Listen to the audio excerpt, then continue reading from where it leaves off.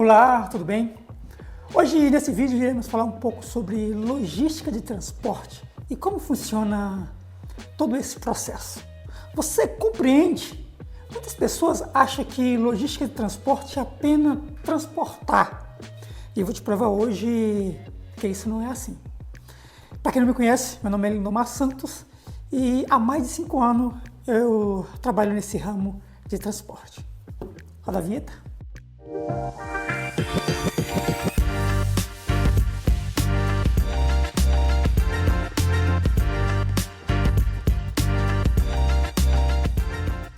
Bom, para o transporte, a gente vamos dividir em 3 etapas para entendermos melhor como funciona. Primeiro é material e como carregamento. O primeiro ponto do material e carregamento que a gente vai frisar é o tipo. A gente tem que saber qual tipo de produto que a gente vai transportar, armazenar, para que assim possamos elaborar um plano de transporte, um plano de logística exato. Porque há vários tipos de produto. Há produtos perigosos, há produtos líquidos, há produtos frágeis, há produto refrigerado, a granel. Então, antes de começarmos ao nosso planejamento, temos que saber qual o tipo de produto. Tendo esse tipo de produto já, então a gente passa para a condição, que é o segundo ponto essencial na logística de transporte. O que é a condição? A condição é qual tipo de veículo ou qual tipo de transportes iremos utilizar exclusivo para aquele produto. Quando já elaboramos o plano e temos o tipo de veículo, a gente passa para a unitização da carga para ter um melhor aperfeiçoamento daquilo que a gente vai prosseguir com a logística desse transporte. Nele tem a quantidade e o volume. Mas quantidade e volume não é a mesma coisa? Não. Na logística de transporte é algo totalmente diferente e a gente vai ficar mais para frente, vai ser mais claro como é utilizado para a questão de fretes no meio de logística de transporte. Se usa quantidade e volume. Então, quando a gente já temos o tipo do produto, quando a gente já sabe a condição, quando a gente já tem a quantidade e o volume, a gente precisa saber qual é a fonte e o destino. Que fonte é essa? A fonte é onde vai ser coletada o produto e até onde será entregue o seu ponto final. A partir de você ter todas essas informações, então você começa a construir a estrutura, construir o roteiro de toda a sua transportação, de toda a sua movimentação de produto. O próximo passo é o segundo pilar, que é o transporte. Agora o transporte. O transporte, vamos primeiro para a modalidade. Como assim? Quando sabemos qual produto a gente vai carregar, já tem todo o seu, vamos dizer assim, o check-in daquilo que é preciso, a gente vai para a modalidade do transporte. Porque no Brasil, utiliza mais o transporte rodoviário. Mas há a modalidade aquática, a modalidade aérea e a ferroviária também. Então, quando temos o tipo de material, quando sabemos onde será coletado e onde será entregue, então assim você já tem a possibilidade de começar a estruturar como será esse transporte. E a primeira forma é escolher a modalidade. Como eu já falei, no Brasil é mais utilizado a rodoviária, que é os caminhões que a gente vê sempre nas estradas. É o que faz esse processo. Agora, depois que escolhemos a modalidade, e vamos tirar, por exemplo, escolhemos o rodoviário, que é o mais utilizado no Brasil, vamos para o tipo de transporte, o modo de transporte. Ou seja, vamos melhorar a condição de transporte. Como assim a condição de transporte? Como nós vamos transportar, nós temos que saber se o caminhão que nós escolhemos, que foi a informação que nós pegamos anterior, se ele está apto. Um exemplo que eu vou dar, vamos retirar carne de um frigorífico, certo? Sabemos que a carne ela tem que vir refrigerada, então o caminhão que tem que ser um caminhão refrigerado a buscar esse tipo de mercadoria. Porque se você leva outro veículo, vamos dizer assim, um baú ou um Sider que não tem refrigeração, dependendo do percurso, vai estragar a mercadoria.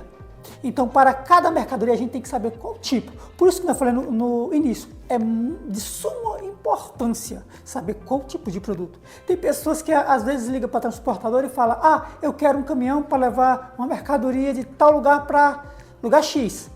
Mas se não tiver toda informação, pode não ocorrer como o planejado ou como o cliente quer. E muitas vezes o cliente não tem tanto conhecimento como a transportadora tem que ter sobre esse processo de logística de transporte. Vamos lá, roteirização. Um exemplo bem caro de roteirização é quando você compra um produto no correio, eles dão cota de rastreio para você fazer o acompanhamento onde o produto está, e eles vão seguir todo aquele percurso do roteiro que foi elaborado.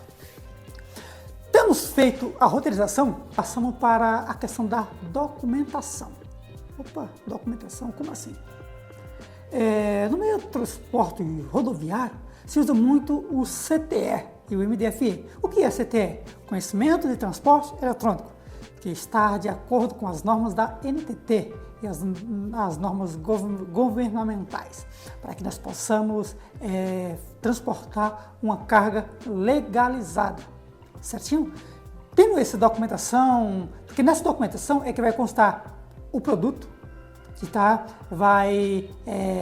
o tipo de transporte que estamos fazendo, vamos ter os encargos, né, de impostos, todo o processo burocrático é feito nessa documentação. Então, a documentação tudo certo, então aí passamos para um segundo passo, que é muito importante na logística de transporte, que é a segurança, é o seguro.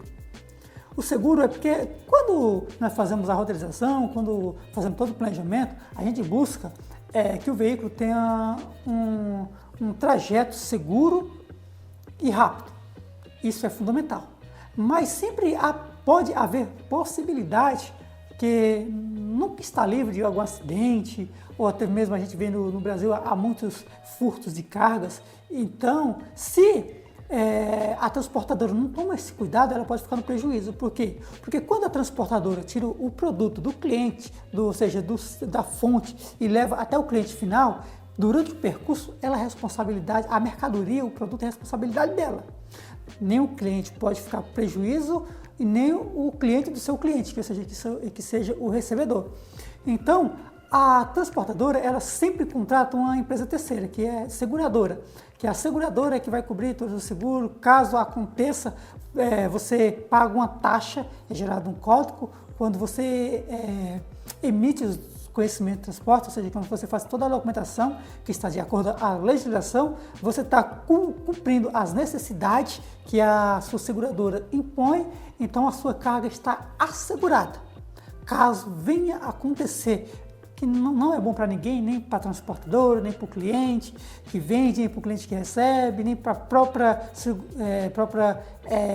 gerenciadora de risco, seguradora.